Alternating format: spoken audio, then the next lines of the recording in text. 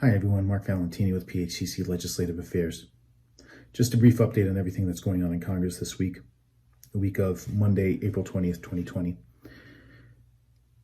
As most of you are likely aware by now, the Paycheck Protection Program, or PPP, which was established under the CARES Act, has been depleted of all the money that was appropriated for that program. That was $350 billion.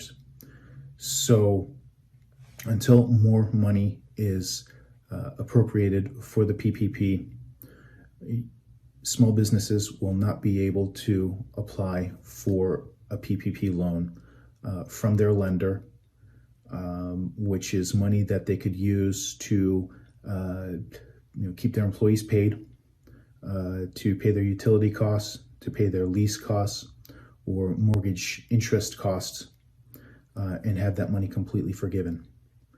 So Congress anticipated that $350 billion that they originally appropriated would be depleted rather quickly. And so they already started having discussions last week on providing sort of a supplemental bill that would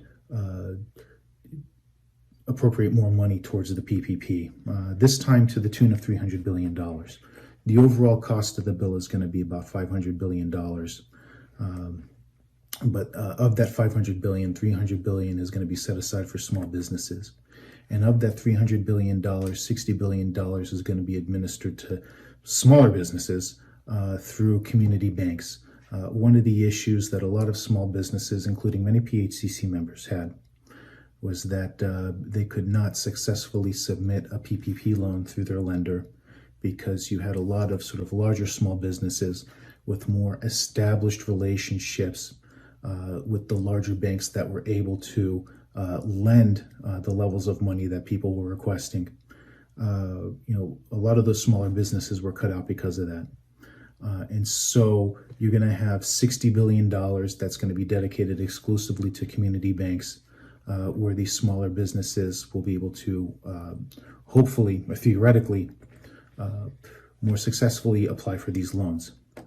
So the Senate has not come to an agreement yet on what the final piece of legislation is going to look like. Everything in terms of the amount of money that's going to be set aside for small business, there's bipartisan agreement on that. There's no issues with that.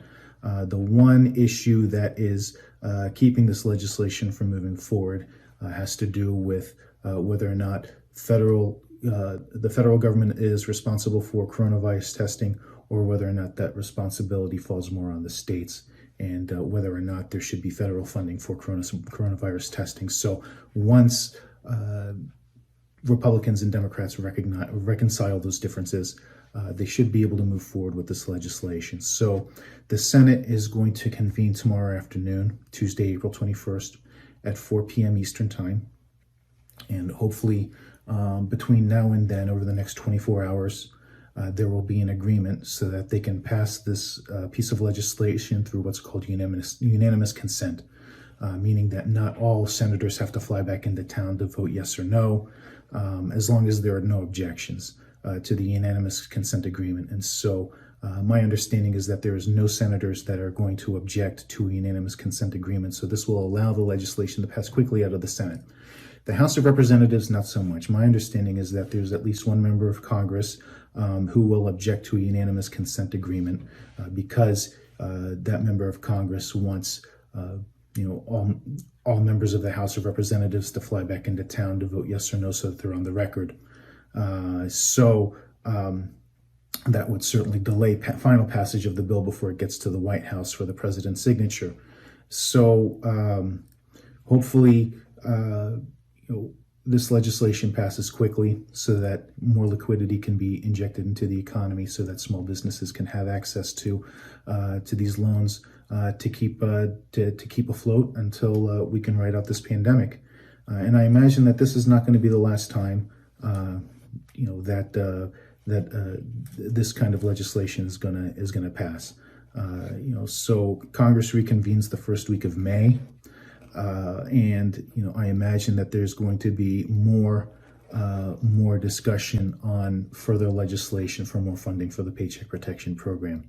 So we'll see how this plays out. In the meantime, I highly encourage you to go to PHCC's COVID-19 response page, and there you will see a call to action where you can click on the link, you fill in your name and address information, and it will automatically send a letter to both of your senators and to your representative in the House of Representatives, urging them to replenish the Paycheck Protection Program immediately without further delay. So, let them know where you stand on this. Let them know that you're paying attention. In the meantime, I hope everyone is safe. Be vigilant, and God bless.